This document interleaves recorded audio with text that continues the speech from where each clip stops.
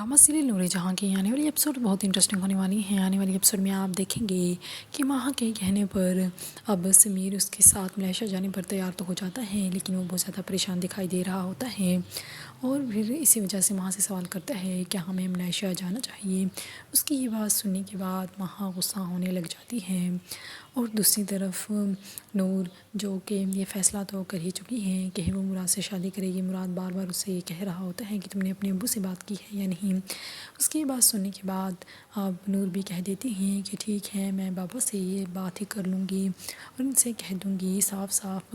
कि मैं अगर शादी करूँगी तो सिर्फ मुराद से ही करूँगी और मुराद के अलावा किसी और से नहीं करूँगी। वो दोनों ये बातें करते हुए मुस्कुरा ही रहे होते हैं कि वहीं पर अब नूर का अब्बू आ जाता है और वो उन दोनों को एक साथ देख लेता है। नूर के बाबा को देखकर मुराद भी घबरा जाता है और इसके अलावा नूर भी बहुत परेशान हो जाती है क्योंकि वो जानती है कि उसके अब्बू को